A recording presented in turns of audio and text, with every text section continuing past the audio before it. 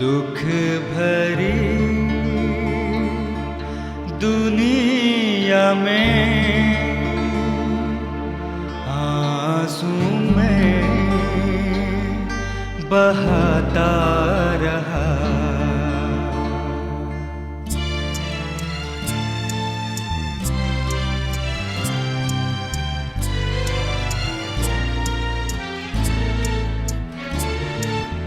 दुख भरी दुनिया में आंसू में बहाता रहा।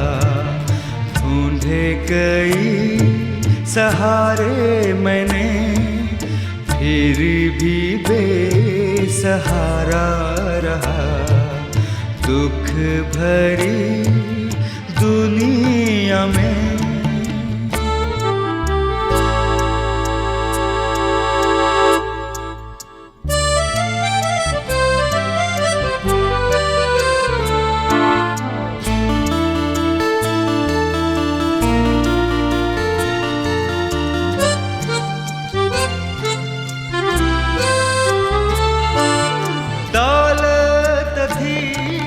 सब कुछ था, ना थी खुशी दिल में मेरे।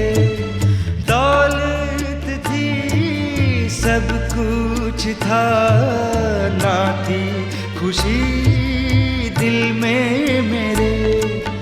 ढूंढी बहुत शांति मैंने, फिर भी दिल अशांत रहा।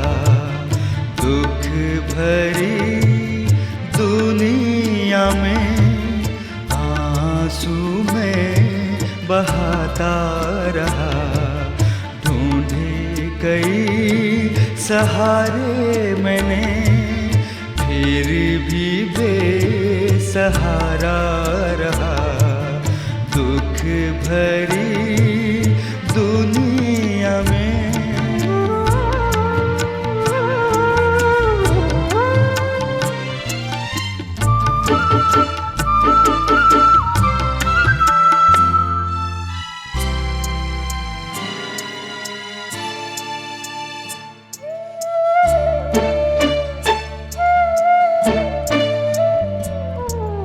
यीशु से ये न देखा गया, आंसू को मेरे पोंछ दिया।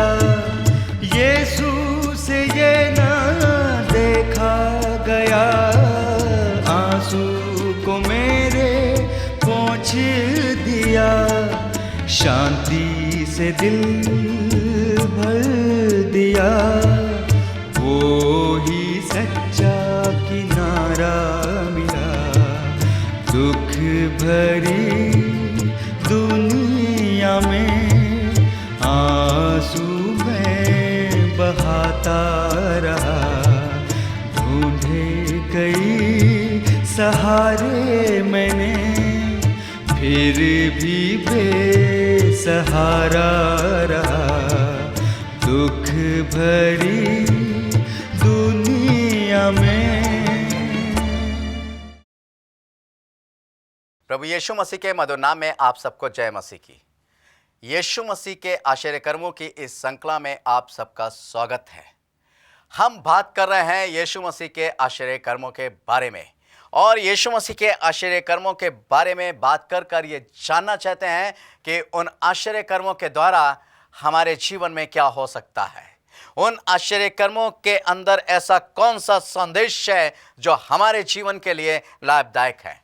हाँ मेरे प्यारे भाइयों बहनों, अगर इस संदेश को मैंने और आपने पा लिया, यीशु मसीह के उस महान आश्चर्य कर्म के में जो संदेश है, तो समझ लीजिए कि हमारे जीवन में एक बहुत बड़ा सुधार आएगा, और हम यीशु मसीह के उन आश्चर्य कर्मों को अपने जीवन में भी देखने पाएंगे, अपने परिवार में भी देखने पाएंगे, अपने समाज में भी देखने पाएंगे। तो बड़े ध्यान से सुनिएगा और याद रखिएगा, यदि आप मुझे सुनते हैं तो चुपचाप बैठे रहिए। हर एक बात को जानने की कोशिश कीजिए, क्योंकि यह आश्चर्य कर्म आपके जीवन में भी हो सकते हैं। यदि आप चाहते हैं कि आपके जीवन में यीशु मसीह के आश्चर्य कर्म हो, तो उन आश्चर्य कर्मों के ऊपर ध्यान दें और उस संदेश को लेने की कोशिश करें, और जो बातें गलत हैं उसको जीवन से निकाल दीजिए, और जो बातें यीशु मसीह चाहता है या अच्छी हैं उनको अपने जीवन में लागू कीजिए, और तैयार हो जाइए। यीशु मसीह के आश्चर्य कर्म आपके जीवन के द्वारा फिर होने जा रहे हैं। फिर आप देखेंगे अंधों को देखते हुए, गूंगों को बोलते हुए, लंगड़ों को चलते हुए, और लकवे के मरीज को ठीक होते हुए। यीशु मसीह चाहता है कि ये काम जो उसने किए हैं अब आपके जीवन के द्वारा, आपके द्वारा होने पाए, और इसलिए यीशु मसीह अपनी इस श्रृंखला को, आश्चर्य कर्म की इस श्रृंखला को लेकर आपके सामने उपस्थित होता है, आपके सामने वो बयान करता है।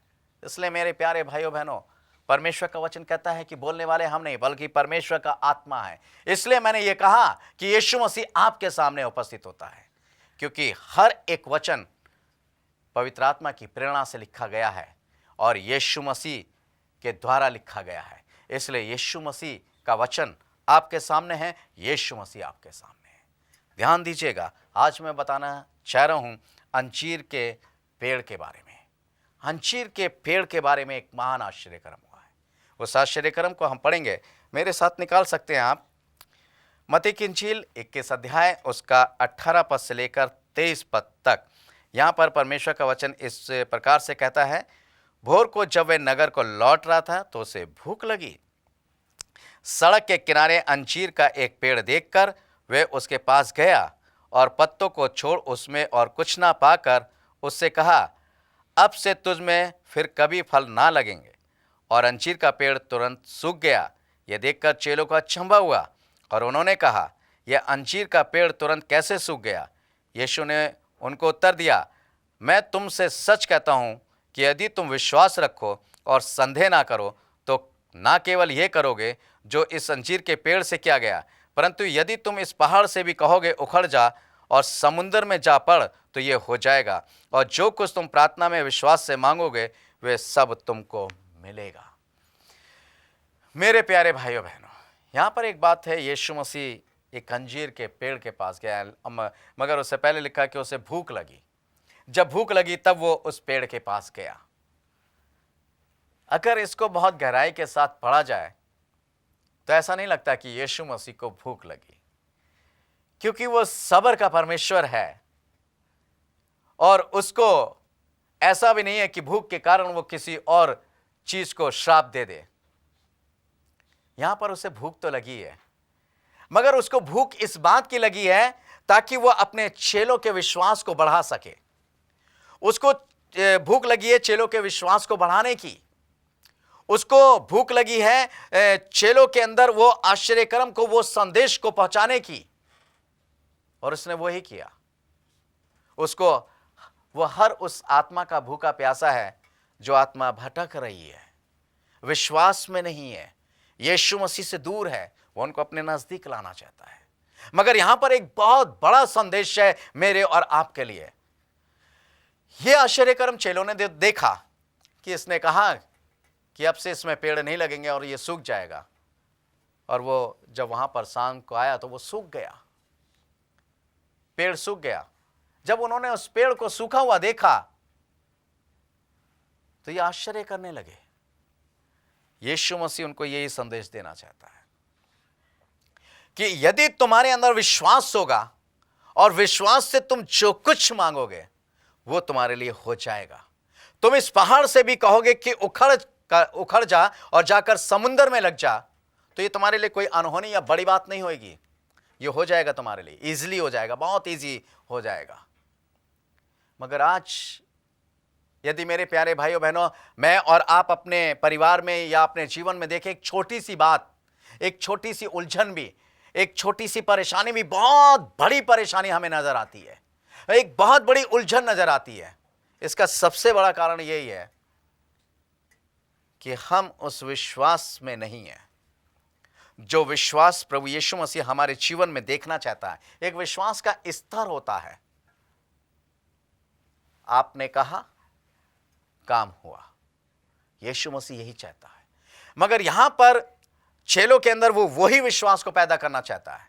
और आज ये बात मेरे और आपके लिए है, और यीशु मसीह यही विश्वास जो है मेरे और आपके अंदर पैदा करना चाहता है।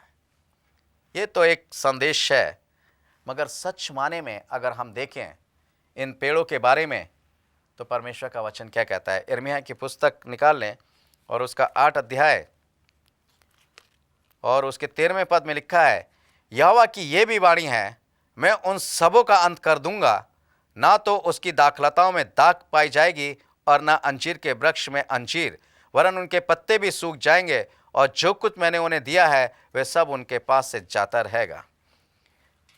ये वचन सुनकर ऐसा लगता है कि परमेश्वर कहता है कि उनके दाखलता के फल सूख जाएंगे, उनके सारी चीज़ें जो हैं उनके पत्ते भी सूख जाएंगे, अंजीर के पेड़ के पत्ते भी सूख जाएंगे, और मैं उनको ऐसा कर दूंगा कि उसमें कुछ भी नहीं लगेगा।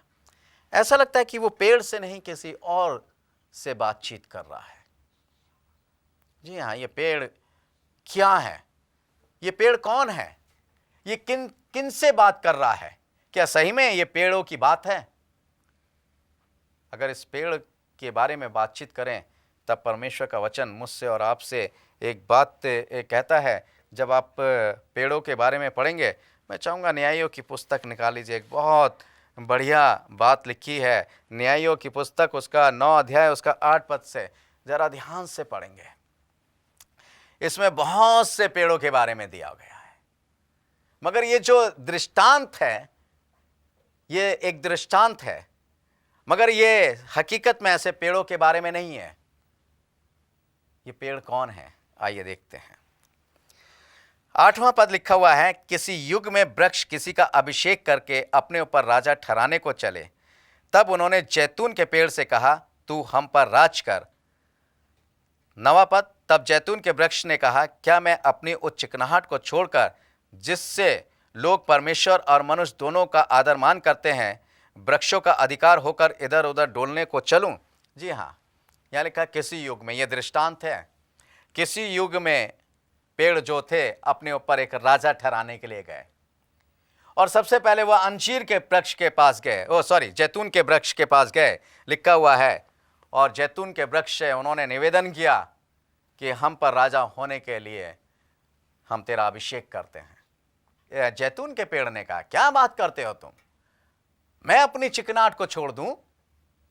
मैं अपनी उस चिकनाहट को छोड़कर इधर उधर तुम्हारे साथ डोलता फिरूं? मैं उस चिकनाहट को छोड़ दूं जिससे राजा का और परमेश्वर का और मनुष्य का दोनों का आदर मान होता है?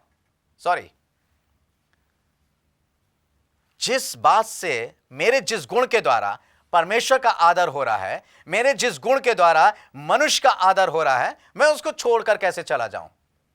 नहीं, जिसका आदर हो रहा है मैं उसका आदर होने दूंगा। मेरे प्यारे भाइयों बहनों, जैतून का पेड़ मैं और आप हैं। अगर मेरे और आपके जीवन के द्वारा परमेश्वर का आदर मान सम्मान हो रहा है तो समझिए फिर हमें इधर उधर भागने की जरूरत नहीं है। मेरे और आपके जीवन के द्वारा उन मनुष्यों का आदर हो रहा है जो आदर के योग्य हैं, तो हमें कहीं भागना नहीं है।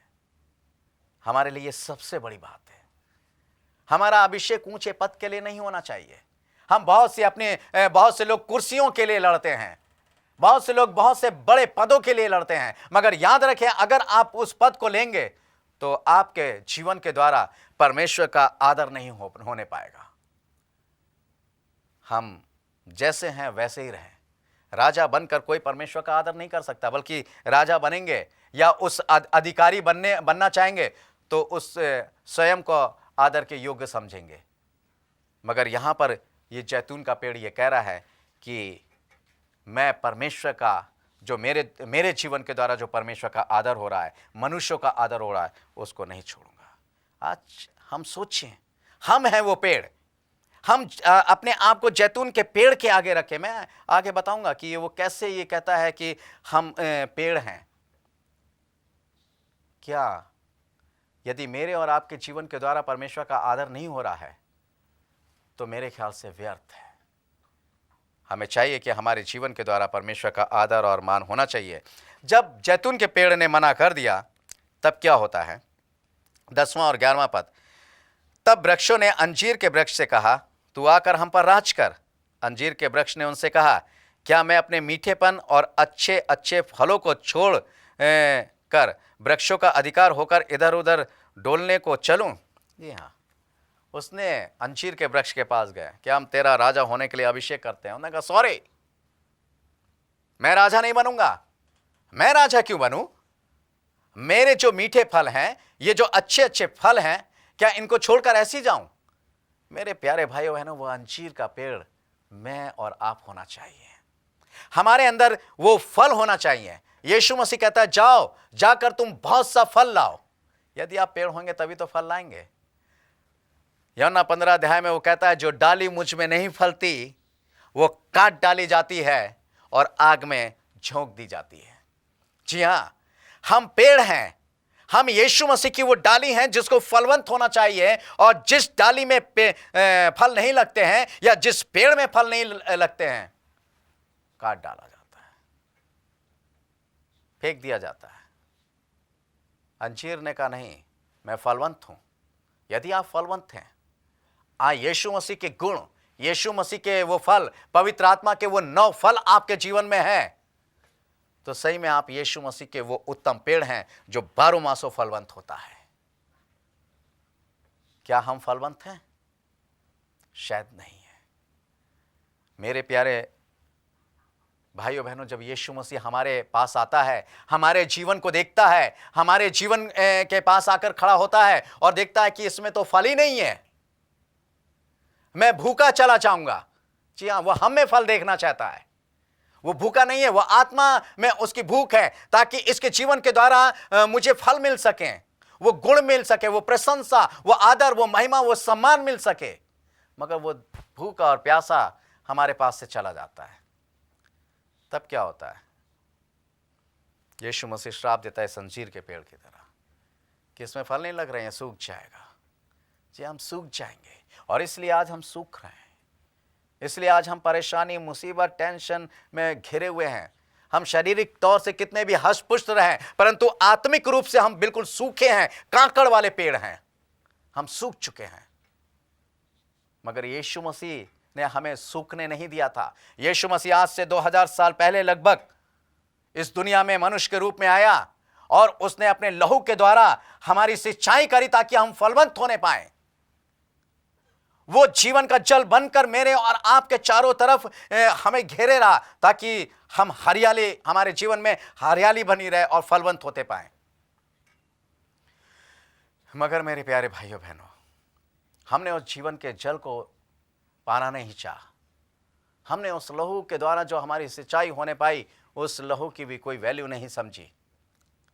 और इसलिए यीशु मसीह जब हमारे पास आया और उसने देखा कि इसमें तो फल ही नहीं लगते हैं, ठीक है, ये सूख जाए।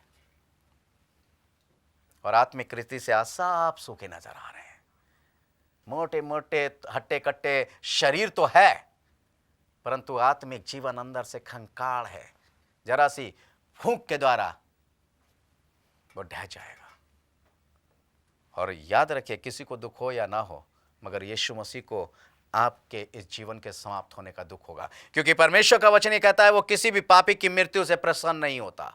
और जब यीशु मसीह किसी भी पापी की मृत्यु से प्रसन्न नहीं होता, और इसलिए वो समय पर समय हमें दिया जाता है। हम क्या कर रहे हैं मेरे प्यारे भाइयों बहनों? और एक जगह लिखा हुआ है 12 और 13 पद, फिर वृक्षों ने दाखलता से कहा, तू आकर हम पर राज कर। दाखलता ने उनसे कहा, क्या मैं अपने नए मधु को छोड़कर, जिससे परमेश्वर और मनुष्य दोनों को आनंद होता है, वृक्षों की अधिकारिणी होकर इधर उधर डोलने को चलूं? क्या बात है! दाखलता का, अंगूरों का वृक्ष, उसके पास पहुंचे लोग कि हम तो ये राजा बनाते हैं, अभिषेक करते हैं तेरा। ना ना ना ना ना, रहने दो, मुझे नहीं बनना है। मेरे फल के द्वारा परमेश्वर को और मनुष्य को दोनों को आनंद प्राप्त होता है। जो आनंद मेरे फलों के द्वारा, मेरे जीवन के द्वारा परमेश्वर को मिल रहा है, वो क्या मैं आनंद देना परमेश्वर को छोड़ दूं और मैं फालतू कामों में चलूं, फालतू चीजों में चलूं? ना ना ना ना ना, ऐसा मुझसे नहीं होगा। दाखलता के पेड़ मुझे आपको बनना है, वो मैं और आप हैं। आप जानते हैं यीशु मसीह क्या कहता है? आइए मैं एक पद आपको पढ़ाना चाहूँगा, मत और फिर इसको और आगे पढ़ाऊँगा। जिसने निकाल रखा है न्यायियों 9 अध्याय, उसको निकाले रखिएगा। परंतु एक चीज़ पढ़ाना चाहूँगा, मत्ती 3 का 10 पद। यहाँ लिखा हुआ है, अब कुल्हाड़ा पेड़ों की जड़ पर रखा हुआ है, इसलिए जो जो पेड़ अच्छा फल नहीं लाता वे काटा और आग में झोंका जाता है। अब ये किस पेड़ की बात कर रहे हैं? परमेश्वर का वचन कहता है कि अब कुल्हाड़ा कहाँ पर रखा है? पेड़ों की जड़ पर। जी हाँ, वो पेड़ कोई और नहीं है बल्कि हम हैं। मैं प्रूफ करना चाहूँगा। यहाँ पे परमेश्वर का वचन कहता है, भजन संहिता 52 और उसका 12वें पद में लिखा हुआ है, धर्मी लोग खजूर के समान फूले फलेंगे और लबानोन के देवदार के समान बढ़ते रहेंगे। जी हाँ, लबानोन के देवदार, जो देवदार पेड़ होते हैं, और खजूर के पेड़ के समान वो फले फूलेंगे। कंपेयरिंग की गई है खजूर के पेड़ों से और देवदार के पेड़ों के समान कहा गया है। हम हैं वो पेड़। और लिखा हुआ है कि पेड़ों की जड़ पर, यूहन्ना 32वां दाता कहता है कि कुल्हाड़ा अब जो है पेड़ों की जड़ पर रखा हुआ है, यानी मेरे और आपके जीवन के ऊपर रखा हुआ है। और वो क्या होगा? वो पेड़ जो है वो काट डाला जाएगा और कहां झोंका जाएगा? आग में झोंका जाएगा। मेरे प्यारे भाइयों बहनों, जैसे इसने कहा दाखलता के पेड़ ने कि मेरे फलों के द्वारा, यानी मेरे जीवन के द्वारा जो परमेश्वर का आदर हो रहा है, जो मनुष्यों का आदर हो रहा है, उस आदर को मैं बांटता ही रहूंगा। वो आदर मेरे जीवन से होता रहेगा। मैं उस आदर को छोड़कर और कहीं नहीं जाऊंगा। और वो कहीं नहीं गया। वो ऐसे ही हमारे और आपके जीवन में होना चाहिए। बड़ी बड़ी कुर्सियों का, बड़े बड़े ओहदों का हमें लालच नहीं होना चाहिए, क्योंकि आप जितने बड़ी बड़ी कुर्सियों पर या बड़े बड़े ओहदे पे बैठ जाएंगे तो फिर लोग आपका आदर करेंगे, आप किसी का आदर नहीं कर पाओगे। और परमेश्वर ये चाहता है कि आपके जीवन के द्वारा परमेश्वर का और मनुष्य का, दोनों का आदर हो। आप बड़े ओहदे पे बैठ जाओगे तो परमेश्वर का भी आदर नहीं होता है। देख लीजिए बड़े बड़े अधिकारियों को, चाहे किसी भी डिपार्टमेंट में क्यों ना हो, चाहे वो एक संस्था के अधिकारी क्यों ना हो, उनके जीवन के द्वारा भी परमेश्वर का आदर नहीं होता है। वो परमेश्वर का आदर नहीं करते हैं। वो सिर्फ अपना आदर करवाना चाहते हैं और अपनी हुकूमत जताना चाहते हैं। जो संस्था के, बड़े बड़ी संस्थाओं के अधिकारी हैं।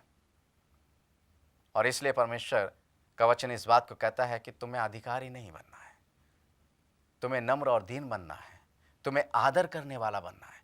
जब हम आदर करेंगे तो परमेश्वर भी हमारा आदर करेगा, तो परमेश्वर भी वो हमें आदर और मान सम्मान देगा। जब हम किसी का आदर नहीं करेंगे, जब हम अपने स्वर्गीय पिता का आदर नहीं करेंगे, तो हमारा भी आदर नहीं होगा। मेरे प्यारे भाइयों बहनों, आगे लिखा है परमेश्वर का वचन कहता है, तब सब वृक्षों ने झड़बेरी के से कहा, तू आकर हम पर राज कर। झड़बेरी ने उन वृक्षों से कहा, यदि तुम अपने ऊपर राजा होने को मेरा अभिषेक सच्चाई से करते हो तो आकर मेरी छाया में शरण लो, नहीं तो झड़बेरी से आग निकलेगी जिससे लबानोन के देवदारू भी भस्म हो जाएंगे। जी हाँ, आज ये झड़बेरी के पेड़ हैं बहुत से, जितने भी बड़े बड़े पोस्ट पे बड़े बड़े अधिकारी बैठे हैं, ये झड़बेरी के वो पेड़ हैं जिनसे आग निकलती है और परमेश्वर की बातें, परमेश्वर के लोग सब कुछ भस्म कर देती, सब कुछ समाप्त कर देती है। ये बन बैठे हैं। परंतु जो परमेश्वर के पेड़ हैं, जो जैतून के पेड़ हैं, जो अंजीर के पेड़ हैं, जो दाखलता के पेड़ हैं, जो खजूर के पेड़ हैं, वो परमेश्वर के लोग हैं। और उनके फलों के द्वारा जो कुछ भी होता है वो परमेश्वर का आदर, मान सम्मान, परमेश्वर का के लिए सारी बातें परमेश्वर के लिए होती हैं। परंतु झड़बेरी के लिए कोई बात परमेश्वर के लिए नहीं होती है। सिर्फ होती है तो अपने लिए, अपनी कुर्सी, अपना पैसा, अपना रुतबा, अपना अधिकार, अपनी पोस्ट, ये सब कुछ अपने लिए होता है, कुछ किसी के लिए नहीं होता। चाहे परमेश्वर का काम बिगड़े या बने, उनसे उन्हें कोई मतलब नहीं। बिगड़ता है, बिगड़ जाने दो। और इसलिए आज परमेश्वर का काम जो है बिगड़ रहा है, क्योंकि वह झड़बेरी के पेड़ जो बैठे हुए हैं, राजा बने, वो अधिकारी बने हुए, उनसे वो आग निकल कर परमेश्वर के काम को तहस नहस कर डालती है। और जो सेवक जो आत्मा और सच्चाई के साथ कार्य करते हैं, उनके जीवन को भी तहस नहस कर डालती है, बर्बाद कर डालती है। मेरे प्यारे भाइयों बहनों, ऐसा जीवन नहीं होना चाहिए। और खास तौर से उन अधिकारियों से भी कहना चाहूंगा कि ऐसा जीवन नहीं होना चाहिए, बल्कि हम जब प्रभु के लोग हैं, चाहे आप किसी भी कुर्सी पर बैठे हैं, परमेश्वर ने आपको बैठाला है। लिखा है कि यह आदर का पद कोई अपने आप से नहीं पाता जब तक उसे परमेश्वर की ओर से ना मिले। यह परमेश्वर की ओर से मिला है आदर का पद, तो वो आदर का पद परमेश्वर को भी दें। और जो परमेश्वर के लोग हैं वो आदर का पद उस कुर्सी पर बैठे बैठे भी आप दे सकते हैं। अगर नहीं देते हैं तो याद रखिए, पेड़ों की जड़ पे कुल्हाड़ा रखा हुआ है, काट डाले जाएंगे और आग में झोंक दिए जाएंगे। आज आपके झड़बेड़ी के पेड़ से आग तो निकलकर सब कुछ भस्म तो कर रही है, मगर कल जब परमेश्वर के मुख से आग निकलेगी तब आप भस्म हो जाएंगे। इसलिए मेरे प्यारे भाइयों बहनों, आइए हम परमेश्वर के पेड़ बने और फलवंत पेड़ बने, वो डाली बने जो हमेशा फलवंत रहती है और परमेश्वर को समर्पित रहती है। इस वचन के द्वारा प्रभु हम सबको आशीष दे। आइए प्रार्थना करेंगे। हे स्वर्ग और पृथ्वी के सृष्टिकर्ता परमेश्वर यहोवा, हम आपका धन्यवाद करते हैं और आपसे निवेदन करते हैं कि हम आपके फलवंत पेड़ बने, हमारे जीवन में हर एक प्रकार के फल होने पाए प्यारे प्रभु, जिससे जब तू आए तो इन पेड़ों में फल देखने पाए और तू आनंदित हो, तेरी आत्मा आनंदित होने पाए प्यारे प्रभु जी। हमारे जीवन को तू फलवंत कर। हम झड़बेरी का पेड़ नहीं बनना चाहते, हम प्यारे प्रभु जी जैतून का, अंजीर का, दाखलता का, खजूर का पेड़ बनना चाहते हैं और इनमें तू फल लगा प्यारे प्रभु, अपनी आत्मा के द्वारा सिंचाई कर। ये प्रार्थना धन्यवाद के साथ यीशु मसीह नासरी के नाम से मांगते हैं, आमीन। मेरे प्यारे भाइयों बहनों, यदि आपके कोई प्रार्थना निवेदन है और आप इस विषय में और अधिक जानकारी चाहते हैं तो आप हमें लिख भेजिए। आपकी स्क्रीन पर जो पता है वो नोट करिए, जो कॉन्टैक्ट नंबर है उसको नोट कीजिए और आप हमें लिख भेजिए। हम आपके लिए प्रार्थना भी करेंगे और आपसे को इसके बारे में और जानकारी देंगे। धन्यवाद।